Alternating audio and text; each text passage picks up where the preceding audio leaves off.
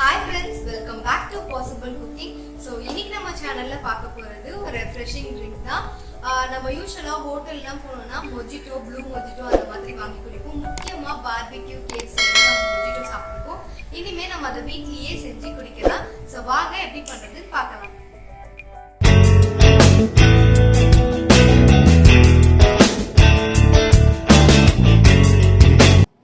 ஒரு லெமனோட ஜூஸ், பாதி லெமன் ஸ்லைஸ் பண்ணி வச்சுக்கோங்க.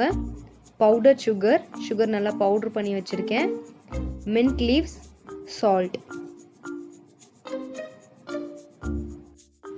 இப்போ நம்ம எடுத்து வச்சுருக்க மின்ட் லீவ்ஸும் ஸ்லைஸ் பண்ணி வச்சுருக்க லெமனும் சேர்த்து நல்லா இடிச்சுக்கலாம். நல்லா இந்த ஜூஸ் வெளியில் வர வரைக்கும் மசிச்சுக்கோங்க.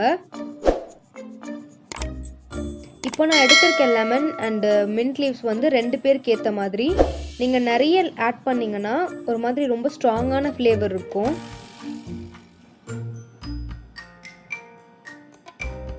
அந்த லெமனோட ஸ்கின் வந்து கொஞ்சம் லைட்டாக கசக்கிற மாதிரி இருக்கும். அதனால் நீங்கள் நிறைய ஆட் பண்ணிங்கன்னா கொஞ்சம் ஸ்ட்ராங்காக இருக்கும்.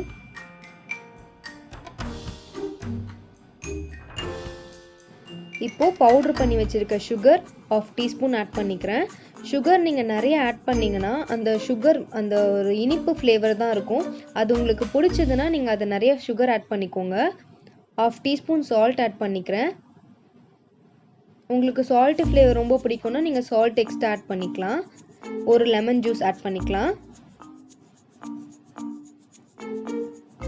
இப்போ உங்களுக்கு வந்து சுகர் ஃப்ளேவர் பிடிச்சிருக்குன்னா நீங்கள் நிறைய பவுடர் சுகர் ஆட் பண்ணிக்கோங்க. அப்படி இல்லை சால்ட் ஃப்ளேவர் ரொம்ப பிடிக்கும்னா நீங்கள் சால்ட் நிறைய ஆட் பண்ணிக்கோங்க. அது டிபெண்ட்ஸ். இல்லை ரெண்டுமே பேலன்ஸ்டாக 1/2 டீஸ்பூன் ஆட் பண்ணிக்கோங்க.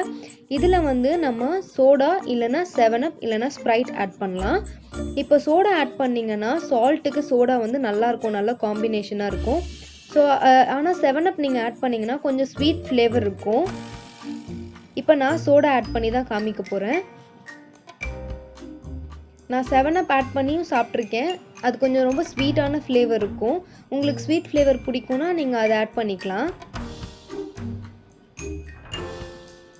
அவ்வளோதான், சூப்பரான ரெஃப்ரெஷிங் ட்ரிங்க் ரெடி.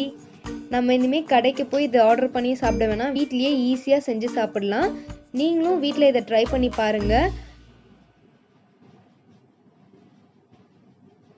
உங்கள் ஃப்ரெண்ட்ஸுக்கும் ஷேர் பண்ணுங்கள்.